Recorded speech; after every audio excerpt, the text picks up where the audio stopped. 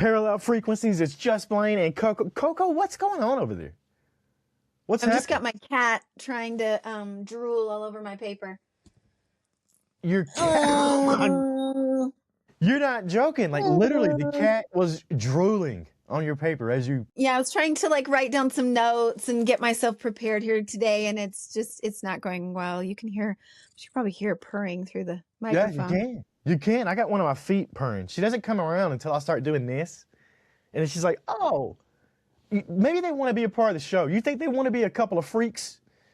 I imagine so. That's why I let her have her moment to shine. That was her 15 minutes. That's what she gets. And why do you need any more? That's it. She's made her appearance. Maybe we need mascots for the show. Maybe that's it. Maybe we got 2 cats. We got a cat each in our own home. And yeah, you know what? I think that's a great idea. I think that's what we're gonna roll with. You're a witch anyway, so. Yeah, this is one of my 2 cats. This is the one that likes the attention, likes the spotlight on her. The other one's hiding somewhere. Yeah, that makes total sense. That makes total sense. You know what else makes total sense is a sequel to a movie that I'm pretty excited about. I'm hyped up about, and I'm gonna show you what it is right here. Give me a second, let me find it. Oh, here it is. Boom! Right here. Check this out. You remember when we talked about Talk to Me? Mm-hmm. They've got in the works a Talk to Me sequel. Now, I'm hyped about this because this movie was crazy. And yeah. You remember it lended itself to a sequel. I mean, it was kind of like a kind of Jumanji feel where crazy stuff happened with this hand, and then it was like the hand kind of gets passed on. Like it's kind of, you knew it was going to get picked up somewhere and somebody was going to be doing something with it. Yeah, so I'm excited about that. And we got hyped up about this on our show. We did this one on the Ghost Movie Project. We just did this and did a full deep dive into Talk to Me. And it really went deeper than what I thought because, you know, we started talking about social media and the dangers of it. Which leads us to what we just took part in. Courtney, tell them what we just went to. Yeah, last week we got to go to a town hall for Promise to Live. And they do these once a month. They do kind of invite everybody together. They have some guest speakers and talking about a specific topic of mental health and suicide prevention, suicide awareness, and things like that. So you and I got to go. And I didn't know what the topic was. Honestly, I kind of just signed up for it thinking like, oh, this will be a great thing to go to. And then when we got there, they were like, we're talking about digital media, the digital media safety, the effects of digital media. They had a doctor researching neuro and mental health connections to the usage of social media or digital media on teenagers and as they're growing up, 8th and 9th graders, and as they get older. Man, such good discussions there. I went home and told everybody that I knew about it. I was telling my art students, I was like, you guys, even if your parents don't make you, I'm going to tell you, put your phones away at night. Like have them a different place other than your room that you put your phone and charge it during the night. Put it away. What did you get from that? Lots of powerful stuff in there, especially when Brandy Vega, who's the leader, our fearless leader for Promise to Live, when she got up there and she was telling us and talking about it, there was one thing that stuck out to me. And it's when she said, we do all these things to lock our houses and keep everything out. But this right here, we're letting murderers, rapists, pedophiles, whoever else, we're letting the evilest of the evil in if you're not securing this between you, your kids, and everybody else in the family. And that hits. That's like, whoa, you're right. There's a bunch of those people out there who are preying on these teenagers, these kids, these adults even, with the sextortion and all this other stuff out here, these scams that are going on that you can't get rid of. And they're preying on the humiliation of it, you know, and that's even worse. Yeah. So it's leading to suicide. That's not cool. Yeah. And it's a bunch of people on a farm in Nigeria somewhere doing this stuff, you know? And not just Yeah. singling out that country, but it is Ivory Coast. There's a bunch of Outside African of our jurisdiction of being able to prosecute them, right? So and they're that's able to infiltrate and get in and start blackmailing and shaming, and they do. They feed on shame is kind of yeah. the thing. Not just people doing that kind of stuff, but essentially all social media has an element to it that we need to be really, really aware of. Hmm. And that's not to say that any of it is all evil or all one way or all the other, but just moderation and, maturity and making sure that you keep a healthy relationship with digital media, protecting yourself when you need to, and especially with our kids, Oh yeah, right? They're too young absolutely. to understand what's going on and what to do and what not to do. So, And they touched on it in this town hall. This was at Silicon Slopes in basically Salt Lake City, for those of you out there. But they did touch on a lot of that. You know, it was heavy. It was really heavy to hear some of these things that got told to us.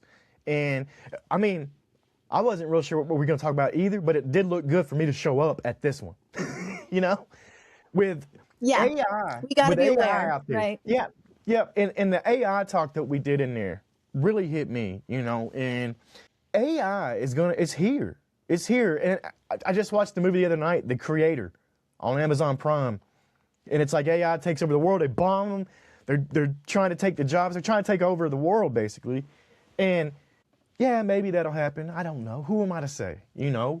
But if we treat it right, like they were telling us at the town hall, and we're not out here making whatever it is to trick people, to scam people, to make somebody miserable, and we're actually using it for the good, and maybe we are diagnosing diseases before we can even recognize what they even were.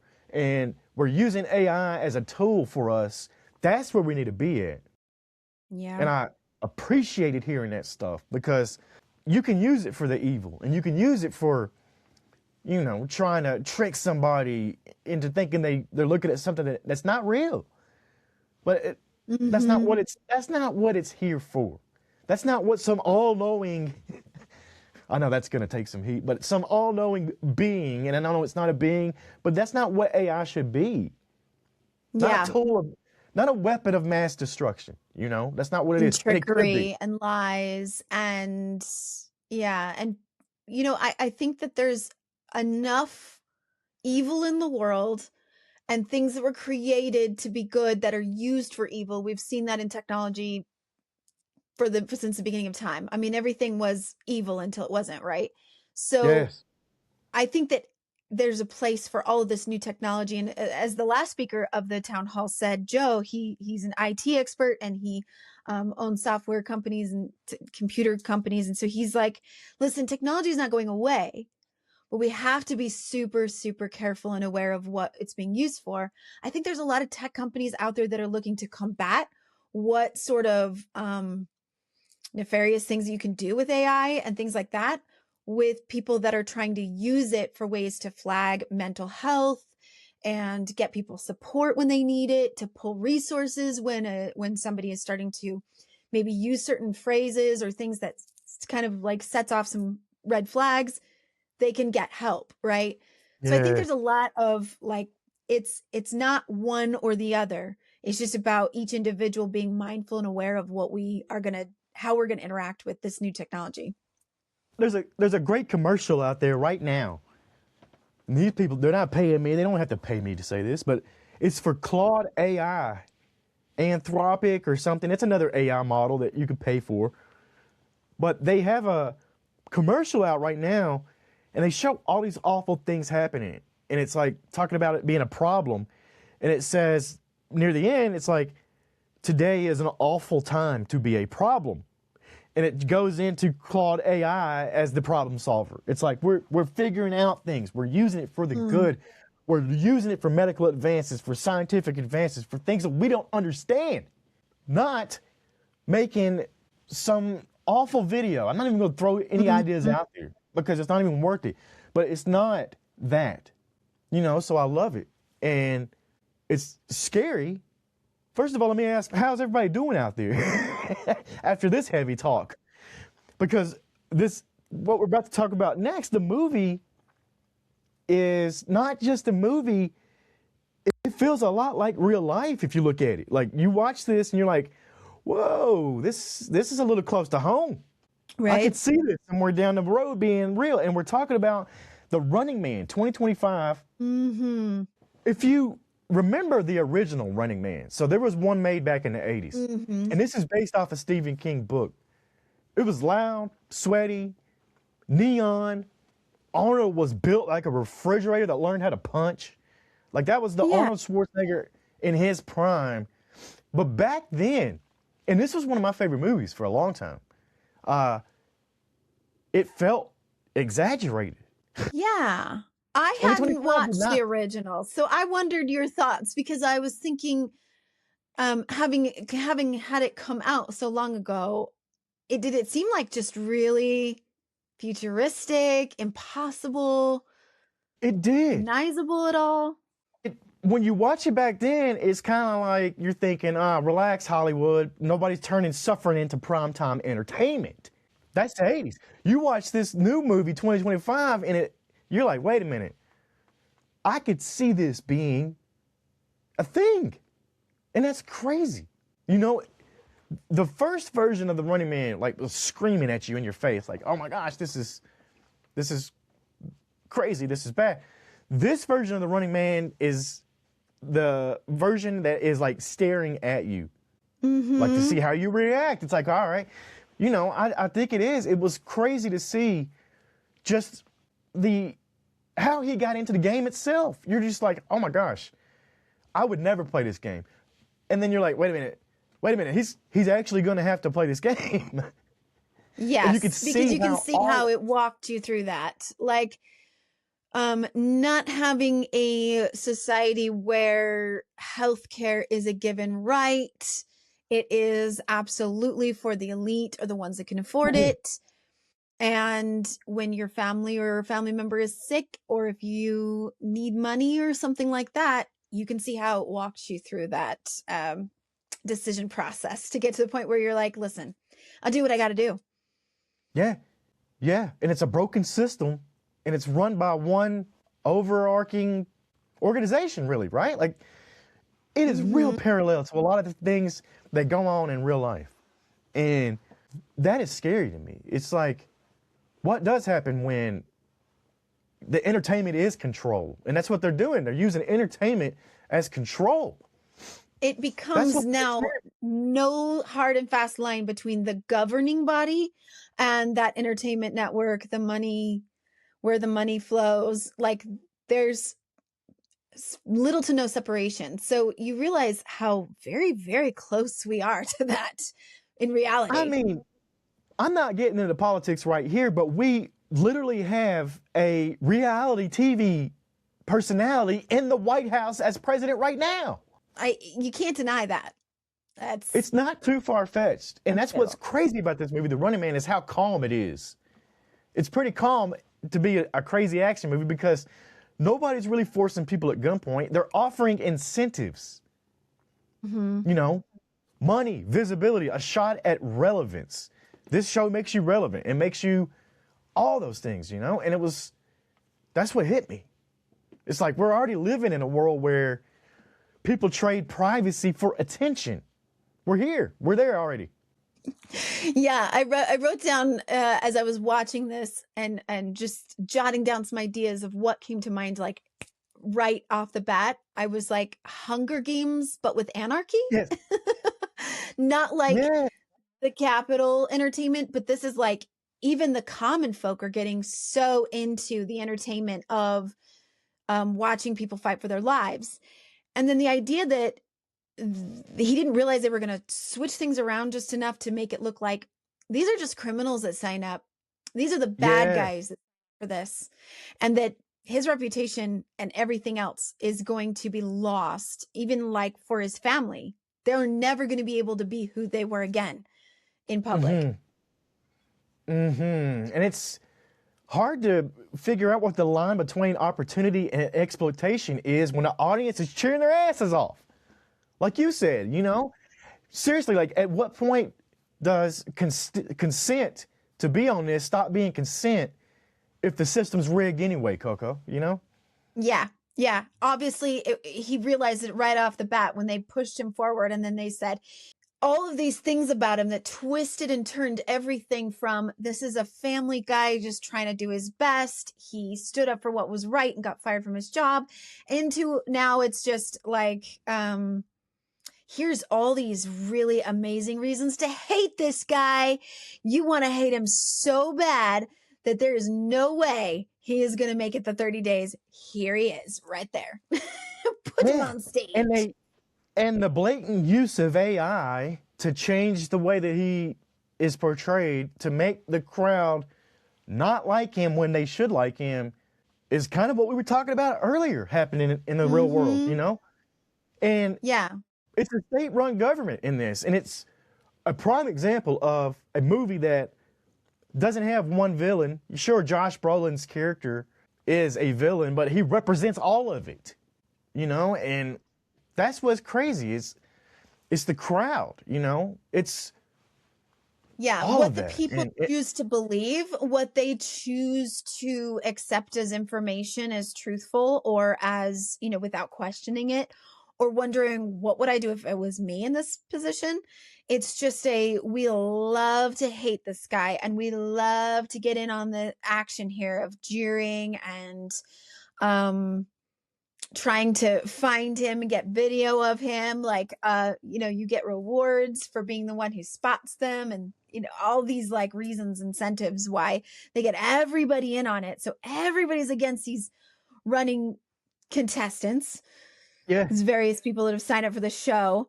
I started asking as I'm watching it, I was thinking to myself, first of all, what if you were able to somehow start out by acting really likable? Like in the Hunger Games where you kind of try to get sponsors by being really likable somehow.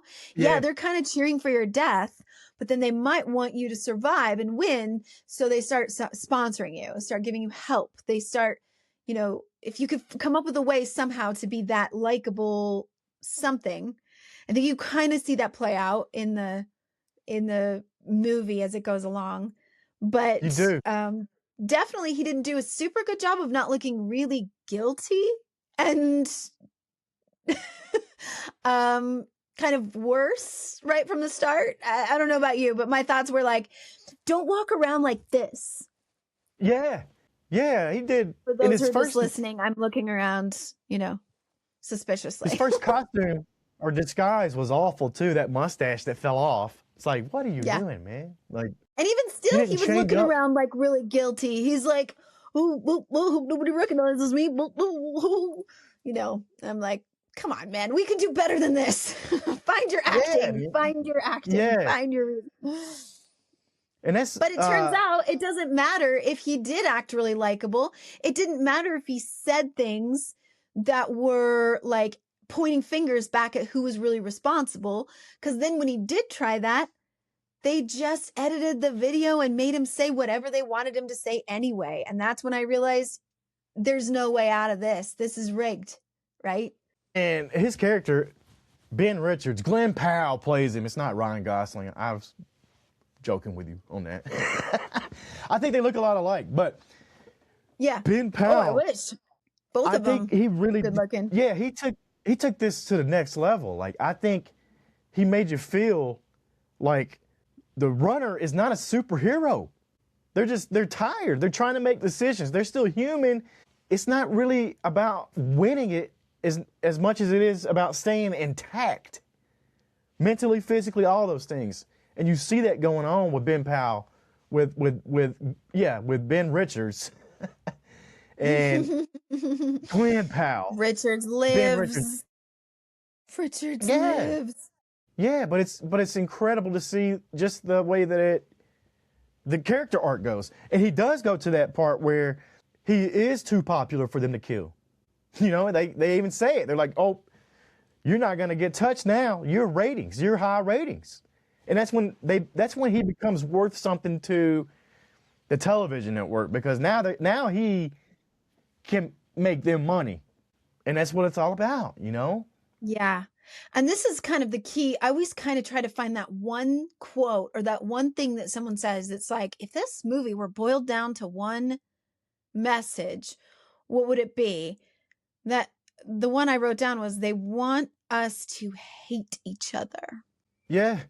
You really have to think about that in the context of like the real world and think to yourself, if that was the goal of those in power, to want us to hate each other, how much do we play into that as the spectators, right? We're all the spectators. We're the public. We're not just watching stories anymore. We're optimizing them. We're breaking them down. I mean, real talk. This is not just for me and you, but you out there listening. Have you ever caught yourself like rooting for chaos in any circumstance because it's more entertaining? Especially if you're the one that's the observer and don't have to be in the middle of it. No judgment to anybody that does that, but there are people who do that. They root for chaos. Mm-hmm. And you put something like this on a, you put this out there in a way like The Running Man, and rooting for chaos is okay. They make it okay.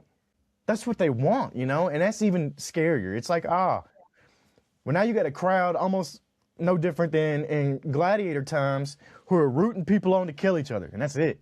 And I thought we were past that, you know, but I don't think we are. No, really it just changes forms into, it looks a little bit differently.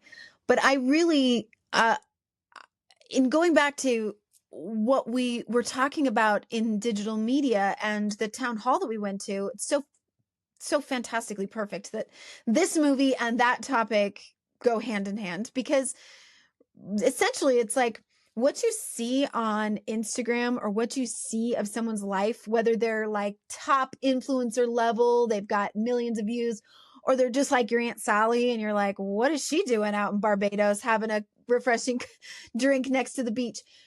Whatever it is that you're seeing, it's just so important to take it with a grain of salt, all of it. And to like take a moment to be reflected on that, reflect and be mindful on those judgments that come into our heads when we see something. Because I think that's what everybody was doing. Of course, like with Ben, they're like, he's left his baby and his wife is a prostitute and blah, blah, blah. Like they just like latched onto that story and they loved hating him and they loved cheering for his death.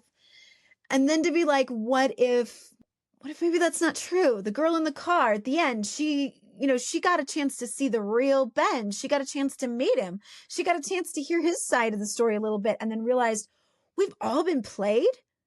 We were all played a little bit on what we thought of this guy. We were being made to hate him. So what about all of those people we see on digital media? What if we see them on TikTok and we envy their lives when we have no idea what their life is really like? Probably not what you see. You know, fake it till you make it is real. When people say that, that's a real thing. There are people who are faking themselves out of their own realities, you know, and it's sure it works for other people. And there's other shows like this, like Squid Game and these life or death game shows, basically. Alice in Borderland, another great one. That's one that's underrated. But there's shows like this and you watch them and you're like, oh, nobody would ever do that. Yes, they would. I guarantee you, Squid Game is 456 people. That's what it starts with. They're doing the version now that's a reality show. If somebody out there did a real version, they'd have 456 people, desperate people, lined up pretty quick, even though they knew only one person's leaving. Because they don't got nothing else to lose. It's like, well, I'm going to get rich or die trying. And this is the easiest way for it, you know? I got a 1 in 456 chance of winning. That's better than my chances in real life. That's what they're looking at. Running Man was no different, you know? Like, he had the whiteboard of game shows and how much they won. Yeah. He was looking to go on a game show. You know, it made sense. Sure, Running Man made sense for him to go on. And he passed all those tests and all that kind of stuff. But the real danger in this movie is the fact that it is on TV and it is being told it's okay. There is the friendly voice telling you everything's fine. it kind of reminded me of how we package up bad news these days, you know? With branding, music, and a call to action at the end. Don't forget to like and subscribe to human suffering. That's kind of what it is. Right.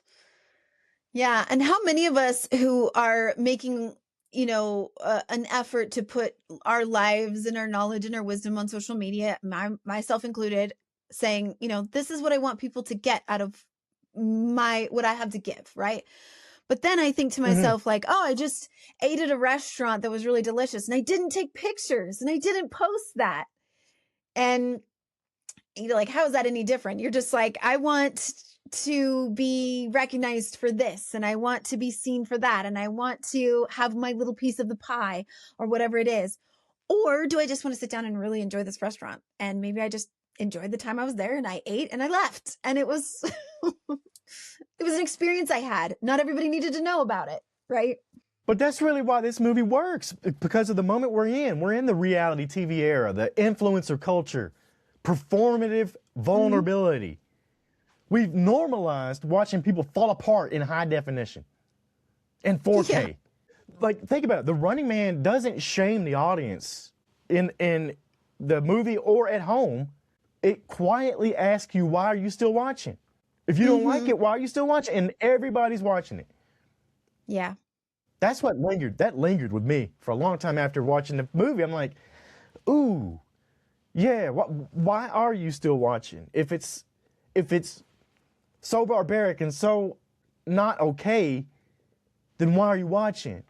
Because that's what feeds it. That's what keeps it going, you know? So what's the vicious circle? How do you break that? And that was crazy to think about after seeing it, after watching Ben Richards go through all of it. He went through hell. Yeah. In both movies. Arnold Schwarzenegger's character goes through hell too. He goes through maybe bigger hell because he has to fight some pro wrestlers and all kinds of stuff. It's wild. You should watch that one back in the 80s. I've got that one too. But yeah, like, did you feel like this movie exaggerated it, or was it almost like a mirror? I think that what was really nerve-wracking and scary about it was how not exaggerated it was. And it's supposed to be in some non-disclosed time in the future, right? But it didn't look all that futuristic to me, other than some of the technology or self-driving cars, or obviously something that was a norm in this context. But the fact that the push to be on a show like this or to watch it is the miserable economy, or whatever is going on in normal people's life. He wants an opportunity to get him and his family out of the slums, and that when his daughter has the flu, they can provide medication easily and readily available. That should be a given human right, but it's not. In this movie, they're like, we got to do whatever we got to do. And like you were saying about the Squid Game, it's like, I have a better chance possibly being able to make some money and put my life at risk if it means I can get my daughter some medicine, if I can provide for her. That network needed people to be that desperate. They needed the world to look like that in order for their whole thing to work. Right? Would you compete in one of these games? I'm not. I would say, given the desperation, I can't say, right? Like, it's possible. I could get desperate enough to be like, I'll do anything. I'll do anything for my kids, right? But when I think about myself signing up to do that right now, I'm like, man, I should probably get a lot more in shape just in case I have to do something like that. If I got to run for 30 minutes straight, I better start training, better start getting ready. Okay, so would you watch the show then? If this show was real, would you watch this? It's hard. Yeah, I mean, I would like to say I'm like a more enlightened person to be able to say, I'm not feeding into this, I'm not giving them what they want. But I think that those people who were watching truly didn't know the harm it was causing by them feeding into it and watching it. I think it took the experience of watching Ben and what happened to him, and then Thank goodness at the end they found the black box. They realized it was manipulated. The public is being notified of what happened. What were his actual words? Those pamphlets got sent around. I mean, at that point, then you're like, oh, I have participated in this by watching. And having known that, I wouldn't, right? Yeah. I want to know from you out there, would you compete in The Running Man or would you watch it? Either one, hit us up in the comments and let us know. There was the one group of people that tried to help him. So there were people who were against the system, you know, and they were trying to help him out. But even when his video got showed on TV, the grandmama or the mom or somebody was like, get him out of here. And, you know, the other kids knew it wasn't real. Yeah. And then I absolutely think that she knew he didn't actually say that. I don't think she believed it when she saw it. I don't think that's why she said get out. I think she realized he's going to be more hated and more hunted and more like we are super duper in danger harboring him here. And I think that's why she was like, you have got to get him out of here now. And it's not her unwillingness to help him. And it wasn't her not believing him when he said, I didn't say that. They changed it. I think she would have been in a position where she would have been like, oh, of course they did. Of course they did. She's not stupid. I don't think. I think she was like, well, listen, he's got to get out of here. They made him the worst human being there was. Like, you're right. Like, that put her and her family in danger. So she's mama bear all of a sudden. It's like, get him out of here. And that's where this movie takes a turn for me. And you know why. We go to the safest place we can, Derry, Maine. I started laughing so much. When they go to Derry, I'm like, that's where he's going to be safe? No way. And that really was a great Easter egg for me. I mean, it's not really even an Easter egg. It's right out in the open. There you are in Derry. And there it is. I was looking for clues. When they got to Derry, I'm like, all right, let me start looking for the real clues here of what I want to see. And I swear to you, the old lady laughing, there's another time when it happens and it's not her laughing, it's Pennywise laughing. You can hear him in the background. No, I heard that. I was like, that is creepy. But that was awesome when he's walking out of the house and you can hear Pennywise. I swear it was a Pennywise reference. I mean, they're in Derry, and why would you not be around there? It could be in the 27-year cycle, you know? It might be a year of Pennywise. So I did love that crossover part right there because, once again, I've been saying it for a while, they are really starting to tie the Stephen King verse, the Kingverse. It's tying together, man. They're really laying the threads out and showing us what all it really is. And I love that. Yeah. So shout out to Michael Cera too for that whole scene. He did an amazing job. I love Michael Cera and a lot of other stuff that he's done, but this was probably one of my favorite roles that he did, where he gets so excited to do the Home Alone in the house bit. I love it. I love it. I feel like this is a role Michael Cera was like, I'll do it. Yeah. Nope, no pay. I got you. And I think he set up his own traps. Like I feel like he probably he's like had that planned out. Michael Cera though, yeah, he did crush it in that small part that he was in. He made it a big part.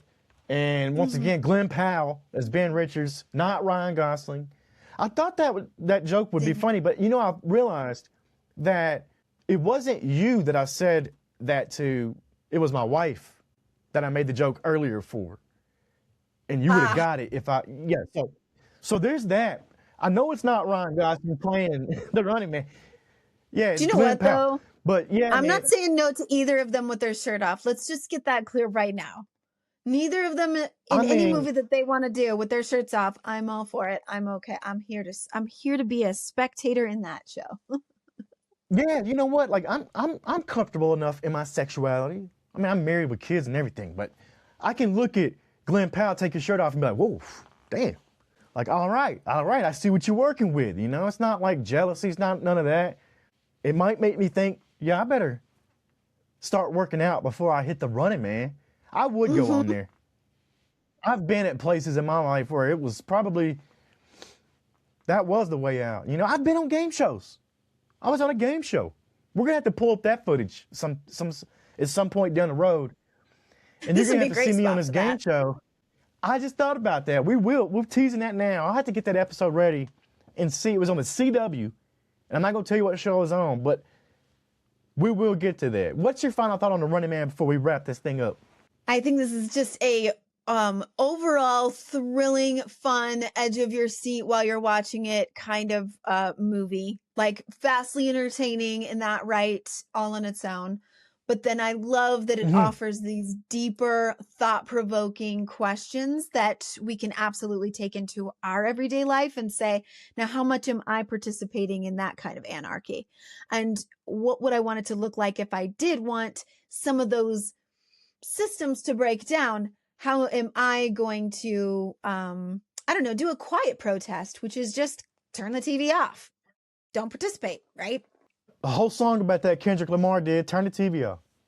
And that's what it kind of comes down to. Exactly this. Yeah. That song had So a do deeper that meaning after than our just... show. Yeah, absolutely. But you know what? This is why we do this show. It's not to tell you what to think, but to sit with you while you think. Movies like this aren't warnings, they're temperature readings. And right now, it's hot. The signal's loud, you know? Stay curious, stay human. Don't let the algorithm decide who you are.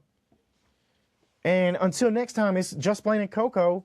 It's Parallel Frequencies. We'll see you on the other side.